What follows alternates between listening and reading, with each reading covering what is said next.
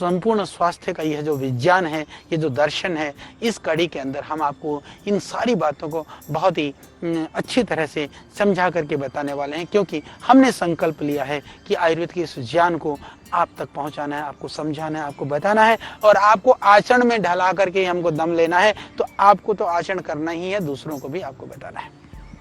तो जो व्यक्ति जो है प्रतिदिन नियमित रूप से मल त्याग की क्रिया नहीं करता है, उसको विविध तरह की व्याधियां होती हैं। इसीलिए प्रतिदिन प्रातः काल मल त्याग की क्रिया अवश्य करना चाहिए, पर ध्यान रहे कि मल त्याग कितनी देर में होना चाहिए। हमने तो बड़ी विचित्र स्थितियां देखी हैं लोगों ने। हमने कई घरों में जाते हैं, घर तो बहुत बड़े बड़े हैं, साधन बड़े बड़े हैं, पर टॉयलेट में, लैट्रिन घर में क्या रखा होगा, वहां पर अखबार हैं, वहां किताबें हैं, वहाँ पर न जाने क्या क्या रखे होते हैं। हमने कहा भाई साहब ये क्यों? बोले जी वो मल विसर्जन नहीं होता तो ये वहाँ पढ़ने के लिए, यानी कि आपको पढ़ने के लिए भी अन्यत्र फुर्सत नहीं है, आप शौचालय में पढ़ने की किताबें रखते हैं। कितनी कठिन स्थिति इस दुनिया में आ चुकी है। हालांकि शौच क्रिया में भी कुछ चीज़ों की सावधानी की बात है। हमारे यहाँ प्राचीन काल में तो शौच बैठ करके करने की क्रिया थी, आज हम इंग्लिश टॉयलेट में शौच करते हैं। यदि हो सके तो आप इंग्लिश सीट की जगह इंडियन सीट का प्रयोग करिए, क्योंकि इंडियन सीट के प्रयोग करने से जब हम उकड़ बैठते हैं ना, ये हमारी जो ये पिंडलियां होती हैं ना, ये पिंडलियां दबती हैं। जैसे कि हम जब बैठते हैं तो ये काफ मसल्स जो है दब जाते हैं, उससे शौच क्रिया आराम से होती है। बात तो छोटी सी है। इसी तरह से शौच क्रिया करते समय कुछ और सावधानी है, जैसे कि हमारे यहाँ कहा जाता है कि पूरब की तरफ मुंह कर करके या सूर्य की तरफ मुंह कर करके नहीं शौच करना चाहिए। तो सूर्य या तो पूरब से फिर पश्चिम की ओर गति करता है, इसीलिए घर में भी जो शौचालय बनाते हैं वास्तु वाले कहते हैं कि शौचालय कभी भी, जो शौचालय की जो सीट है पूर्व और पश्चिम की तरफ नहीं होना चाहिए, उसका मुँह उत्तर या दक्षिण की तरफ होना चाहिए। इसका यही रहस्य, क्योंकि सूर्य किधर है अभी पता तो नहीं चलेगा, घर में होने पर भी कहीं गलती से भी सूरज की तरफ मुँह ना हो जाए, ये ध्यान रखा जाता था। ये सिर्फ सूरज को सम्मान देने के लिए नहीं, अभी तो रोगों से बचने के लिए, क्योंकि सूर्य की किरणों के साथ में निश्चित रूप से कुछ किरणों का कुछ प्रभाव शरीर में होता होगा, जिसका संबंध शौच से रहता है। इसी तरह से जैसे मैंने कहा कि शौच करते समय क्या ध्यान रखना है, क्यों ध्यान रखना है, तो अब हम बात करेंगे कि कुछ सावधानी भी हम बरत लें, जिससे कि मल निष्कासन की क्रिया में थोड़ा सा सावधानी या वो रहे। तो जैसे वातकारक पदार्थ है, भारी दालें जैसे राजमा है, चने हैं, उड़द है या चने की दाल है, और जो भयानक जो है ना आजकल पिज्ज़ा और बर्गर, जो शरीर को पी जाए और जो बर्बादी का घर है, और जो ये फास्ट फूड, जंक फूड और जितने भी तरह के हम लोग नूडल्स वगैरह लेते हैं ना, नूडल भी कम खाना चाहिए, वो पतंजलि का भी क्यों ना हो। मैं इसका बहुत हिमायती नहीं हूँ, आटे का है पर वो कभी कभी खाने की चीज़ है, हमेशा मत खाइए। तली हुई पदार्थ कभी कभी खाइए, कभी व्रतों में, त्योहारों, उपवास हम लोग लेते थे। प्राचीन थोड़े से आप पीछे की तरफ लौट करके देखेंगे तो हमको याद है कि हम प्रतीक्षा करते थे पकवान खाने को मिलेंगे कब, जब कोई त्यौहार होगा पकवान खाने को मिलेगा, कब कब कोई पर्व होगा। तो ये कभी कभी खाने की चीज़ है। आज तो हम प्रतिदिन इतने पकवान और इतनी तली हुई चीज़ें खा चुके हैं कि मानो कि शरीर को हमने पूरा बर्बाद करके रख दिया है। तो इसलिए इनको कम से कम मात्रा में ले लीजिए। और जो पत्ते वाली सब्जियां हैं, पालक है, मेथी है, बथुआ है, इनको लेना चाहिए। इसको भी हालांकि साकेन रोगवर्धनते कह करके बहुत ज़्यादा साग का निषेध किया गया है, पर सीजन में, ऋतु में साग का सेवन करना चाहिए। उसके साथ साथ में जैसे घिया है, तोरी है, जो लौकी वगैरह हैं जिसको जिमीकंद कहते हैं, या फलों की मैं बात करूँ, सेब है, अमरूद है, मुनक्का है, या फिर पपीता है, या अंजीर है, जो रेशेदार जो पदार्थ हैं उनको अधिक मात्रा में हमको सेवन करना चाहिए। जिसको आजकल लोग कहते हैं कि फाइबर वाली जो चीज़ें लेनी चाहिए, रेशेदार चीज़ों को लेना चाहिए, चोकर युक्त आटा लेना चाहिए। और ध्यान रहे आटा भी रोलर मिल का नहीं होना चाहिए, यदि वो चक्की का पिसा हुआ आता है तो अच्छा है।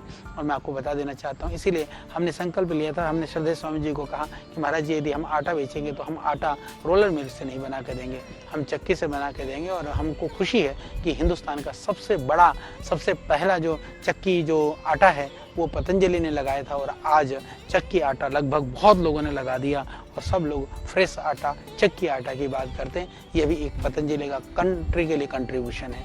इस तरह से बहुत सारे कार्य ऐसे हैं जो पतंजलि ने शुरू किया। आज एलोवेरा आंवला जूस की बात हम करते हैं, आज दुनिया में बहुत सारे लोगों ने बनाना शुरू किया, तो वह भी पतंजलि ने ही पहली बार दुनिया में आंवले का जूस बनाने का कार्य शुरू किया था।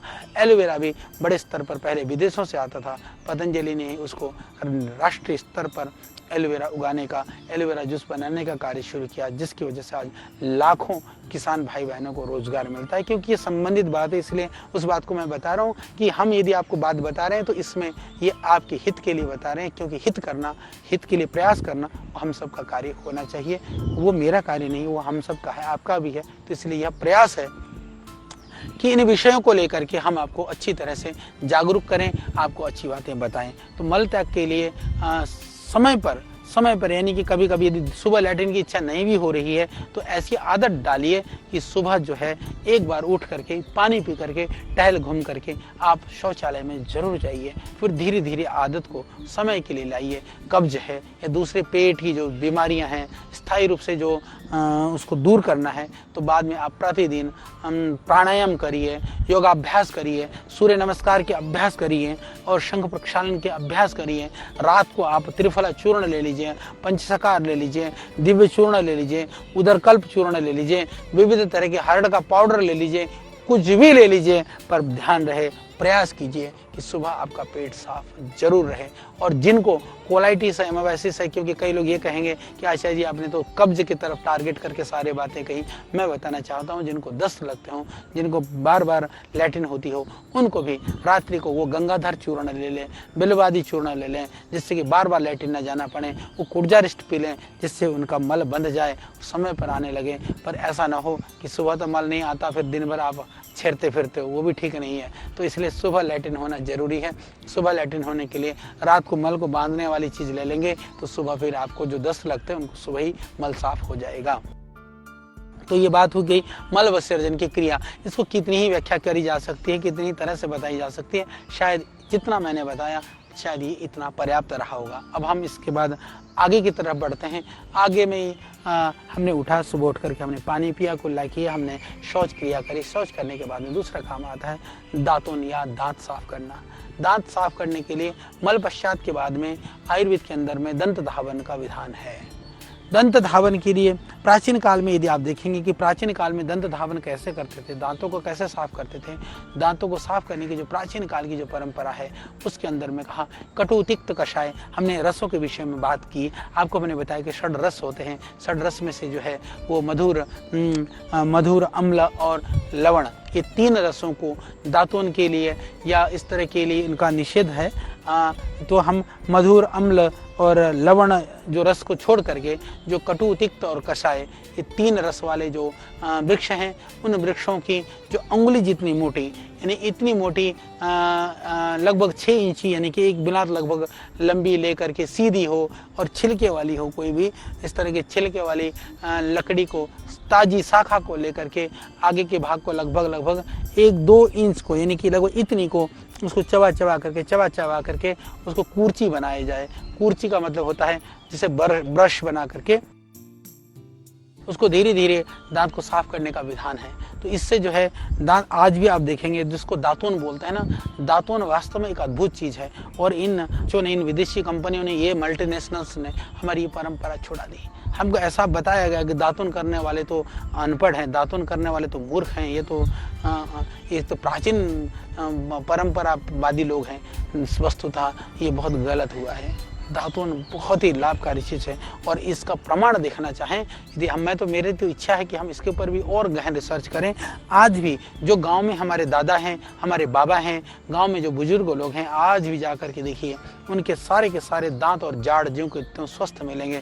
जो आज भी वो दातून करते हैं उनके जाड़ सलामत हैं। हमने न जाने कितने तरह के पेस्ट कर डाले, कितने तरह के ब्रश रगड़ मारे, ना उससे जो है दांत बचा, ना उससे आंत बचा, कुछ नहीं बचा, सब बर्बाद हो गया। हम मॉडर्न बनने के चक्कर में हम तो चले थे छब्बे जी बनने के लिए। एक कहावत है ना गांव में, कहते कि 24 जी जो है उनके जी में आया कि भाई मैं तो 26 जी बनूंगा।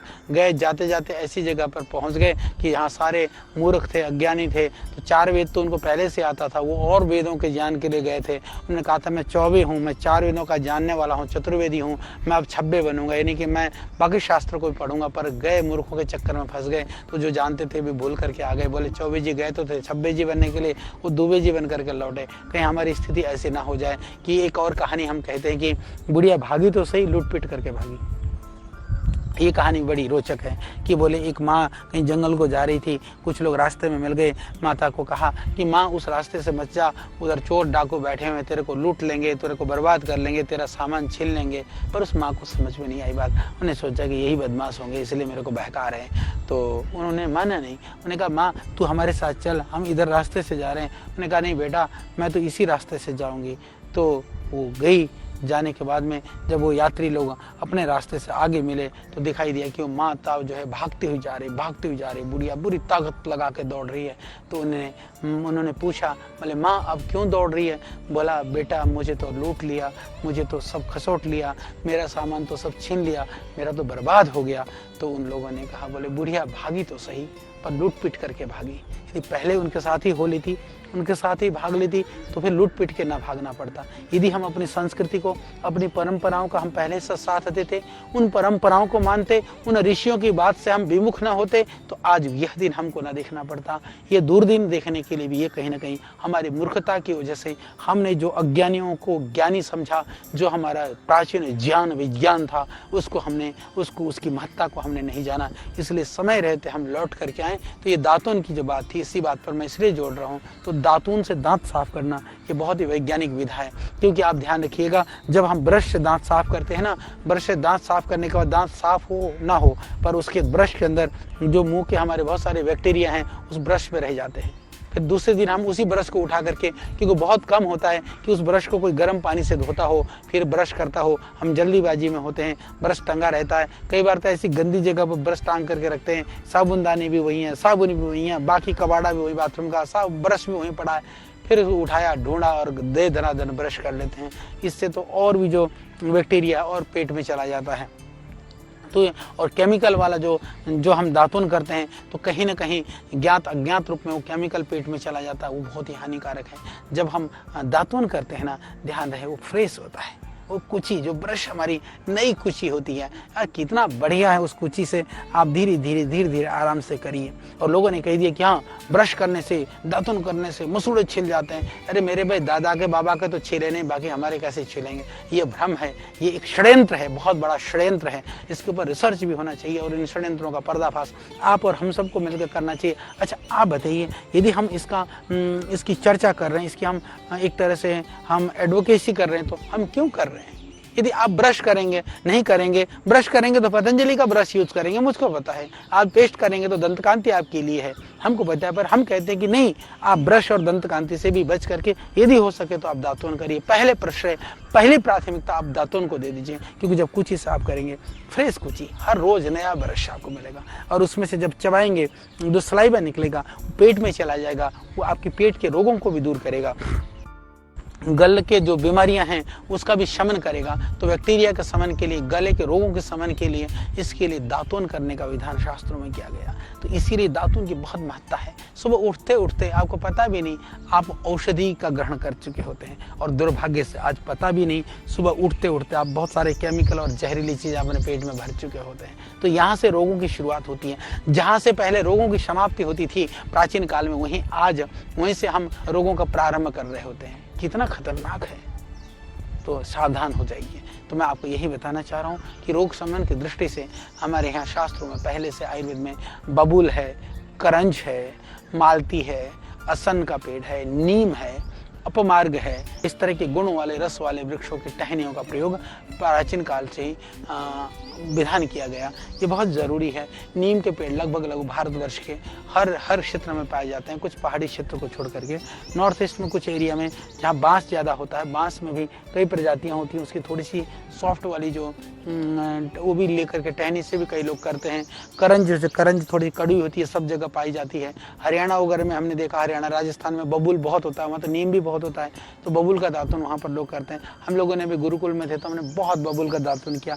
मुझे आज भी स्मरण है, जब मैं बनारस में था तो गुरुजी जो है मेरे से दातुन मंगाते थे, तो मैं राजघाट जो काशी स्टेशन है बनारस का, वहाँ से जो पूरा जो राजघाट का पुल पार कर करके मेरे को परली पार जाना पड़ता था, जो उस तरफ काफ़ी लंबा पुल है गंगा का, उसको पार करके जाता था। इकट्ठे दातुन बना करके वहाँ से इकट्ठे करके लाता था, और वो सूख जाते थे तो गुरुजी रात को पानी में डाल देते थे, रात भर में वो थोड़ा सा खिल जाता था। सुबह गुरुजी पर करते दातुन ही थे।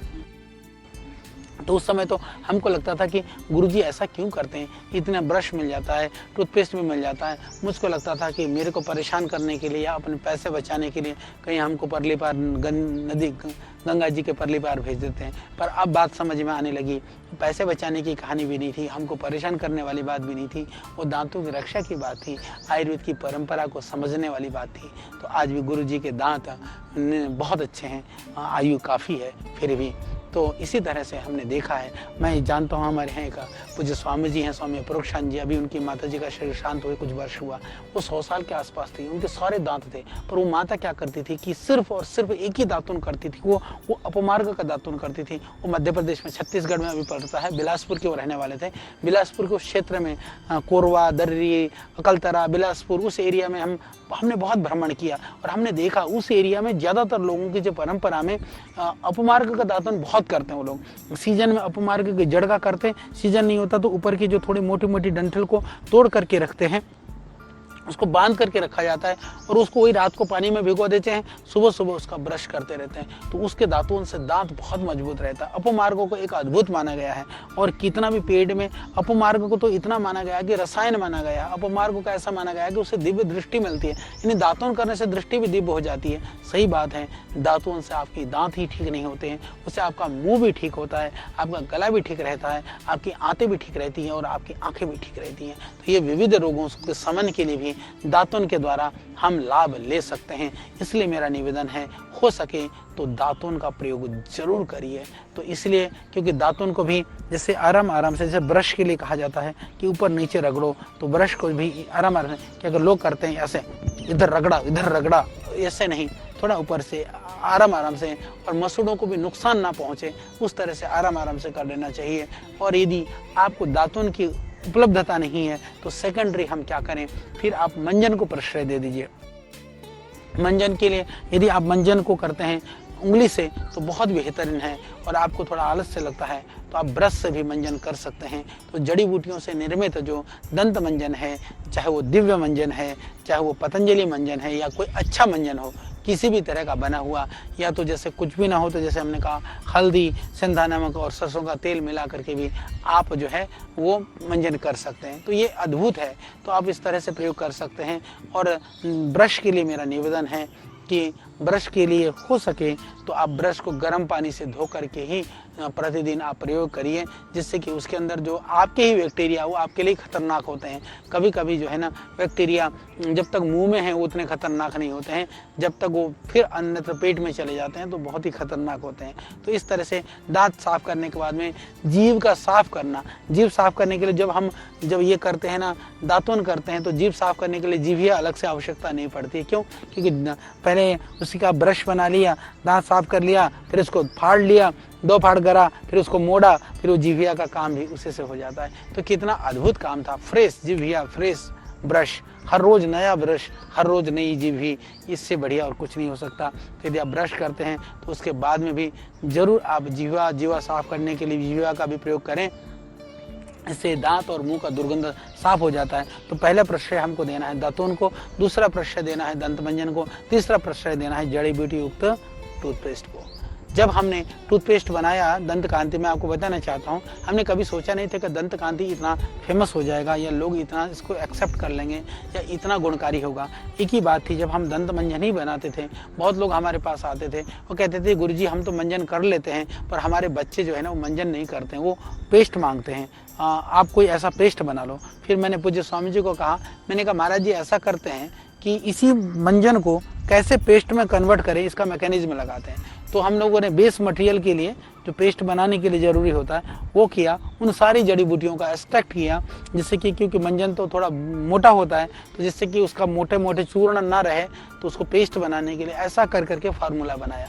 हमने कभी ये सोच करके नहीं किया कि हमको देश में छा जाना है, नंबर 1 बनना है। हमने सोचा कि लोगों को नंबर 1 बनाना है, कि जो जड़ी बूटी युक्त दातुन जो है, जो ब्रशवीन जो ब्रश करना चाहते हैं पर वो आयुर्वेद से जुड़े और जड़ी बूटियों का लाभ उनको मिले, हमने इसके लिए किया था। और आज हमें प्रसन्नता है, पतंजलि जो दंत कांति है आज दंत की कांति भी कर रही है। और षड्यंत्र मैं आपको बताना चाहता हूँ, लोग आज उस दंत कांति के लिए विविध तरह के षड्यंत्र करते हैं। हैं। और इस कार्यक्रम के माध्यम से मेरे को बात याद आ रही है, इसलिए मैं बता दे रहा हूँ, क्योंकि बात कहने के लिए बहुत कुछ हमारे पास है, समय भी बहुत है। इस बार हम सारा आयुर्वेद आपको आयुर्वेद की घुट्टी को पिला करके हम दम लेंगे, हमने भी ये ठाना है। लोगों ने कहा कि दंत कांति मत करो, पहले लोगों ने कहा कि इससे जो है ना, इससे दांत खराब हो जाएंगे, मसूड़े खराब हो जाएंगे। जब मसूड़े भी खराब नहीं हुए, दांत भी खराब नहीं हुए, बहुत लाभ होना शुरू हो गया, तो लोगों ने यहाँ तक कहना शुरू कर दिया, बोला उस दांत में जो जड़ी बूटियां हैं उसकी वजह से सेंसेशन का पता नहीं चलता है, अंदर से खराब हो रहा होता तो भी पता नहीं चलता, यानी दुराग्रह का कोई अंत नहीं है। पर मैं आपको ये कहना चाहता हूँ कि दंत कांति के ऊपर कई रिसर्च पेपर पब्लिश हो चुके हैं, साइंटिफिकली प्रूवन हो चुका है, इसीलिए दंत कांति को आप करिए। पर उससे पहले यदि आप दंत मंजन को प्रश्रय देंगे तो मुझे खुशी होगी, उससे पहले यदि आप दातुन करेंगे तो हमें और प्रसन्नता होगी। तो आप कहीं भी रहें तो दातुन करोगे तो एक लाभ पता है क्या होगा, जो दातुन आप लेने तो जा नहीं पाओगे। यदि आपके घर में पेड़ है तो ठीक है, नहीं तो जिस मजदूर से, जिस गरीब भाई से, जिस किसान भाई से, जिस आदिवासी से, वनवासी से आप मंगाओगे ना, 2 पैसे उसके भी बच जाएंगे, 2 पैसे उसके भी बन जाएंगे। तो किसी के रोजी रोटी के लिए भी आप सहयोग कर सकते हैं, अपने दांतों को भी आप ठीक रख सकते हैं, इसलिए आप दातुन जरूर करिएगा। और इससे दांत साफ तो होगे ही होगा, दांत मजबूत भी होंगे, और भोजन का जो स्वाद का जो अनुभव भी सही प्रकार से होगा। तो ये बाजार के ब्रश, बाजार के दांत साफ करने के लिए जो बनाए हुए टूथपेस्ट, ये खतरनाक है, इनसे जितना बच सके आप बचिए। और नहीं तो जैसे मैंने कहा, गर्म पानी में ब्रश को धोइए, जिससे कि उसके जो जीवाणु हैं, कीटाणु हैं, वो मर जाए, और उसके साथ साथ में फिर भी हम रोगों से बच सकते हैं। और जीवा को साफ आप जरूर करें, नहीं तो वही ब्रश, सुबह ब्रश करते हैं हम स्वच्छता के लिए, दांत साफ करने के चक्कर में कहीं हमारा पेट खराब ना हो जाए, दांत के चक्कर में कहीं हमारे पेट के रोग ना हो जाएं। तो इसीलिए बहुत ज़रूरी है कि दांत साफ के साथ में जीभ साफ करना। तो यह जो है शरीर के जीभ में यदि ज़्यादा मल जमता है तो यह भी आयुर्वेद के हिसाब से किसी रोग का सूचक है। इसीलिए ध्यान रखें कि मल, जीवा में थोड़ा बहुत मल तो होता है, ज़्यादा सफ़ेद मल या ऐसी कोई परत जमती है तो फिर भी आपको सावधानी की ज़रूरत है। और किसी शरीर के अंदर होने वाले किसी असंतुलन का ये संकेत है, तो इसीलिए ये जीभ भी ठीक रहे, मुख से दुर्गंध ना आए। और ये दांतों के पीछे जैसे मैंने कहा कि जीभ को आप साफ करिए। और इतना ही नहीं, जीवा साफ करने के लिए भी जीभ का विधान में भी कहा, यदि आप तांबे का, स्वर्ण का, लकड़ी का, ऐसा विधान आयुर्वेद में है। पर मैं कहता हूँ कि यदि आप तांबे का बना लेते हैं या स्टील की धातु से बना लेते हैं तो ये देख लेना कि जो जीभी जो होती है, जीभ साफ करने के लिए जो, उसको आप थोड़ा सा अच्छे वाले धातु का ले लें, प्लास्टिक का ना ले लें तो अच्छा है। हालांकि प्लास्टिक का भी मिल जाता है, परंतु प्लास्टिक का बहुत लाभकारी नहीं है। उसको जो किनारा है तीखा नहीं होना चाहिए, नुकीला नहीं होना चाहिए, और आराम से साफ भी हो जाए पर वो नुकसान भी ना करे, इसका आपको ध्यान रखना है। तो हम ये कह सकते हैं कि जीवा को ठीक से साफ करने से ही अपच, श्वास, जोर, तृषा, मुंह की बीमारियां, छाले, हृदय रोग से लेकर के नेत्र रोग से लेकर के सिर रोग से लेकर के बहुत रोगों से बच सकते हैं। परंतु बहुत सारे तीव्र रोगियों के लिए दातुन करने के लिए कहा गया कि वो सौम्य ढंग से दातुन करें, सिर्फ कुल्ला करें, मृदु चीज़ों से दातुन करें। मुंह में छाले है, ज़्यादा मसूड़ों में सूजन है, षडांध है, तो छाले ना कर करके आप ब्रश ना कर करके उस समय पर आप या तो जैसे मैंने कहा हल्दी, संधा नमक, सरसों का तेल, उनका पेस्ट करें या उनको लगा करके मुंह में रखें, बाद में बाहर निकालें। या जो मंजन है, मंजन का उसको थोड़ा पानी मिला करके पेस्ट बना करके धीरे धीरे मुंह में लगा करके रखें, बाद में उसको धोएं, कुल्ला करें, पर जोर जोर से ना रगड़ें, ना आप ब्रश से रगड़ें, ये ध्यान रखें। तो क्योंकि यदि ध्यान नहीं रखें तो कभी कभी जो है आपकी परेशानी हो सकती है, रोगों की वृद्धि हो सकती है। तो ये हमने थोड़े से स्वस्थ वृत्ति के लिए जो हमारे दिनचर्या है उसकी हम चर्चा कर रहे हैं, इसको हम अभी निरंतर आगे करते रहेंगे।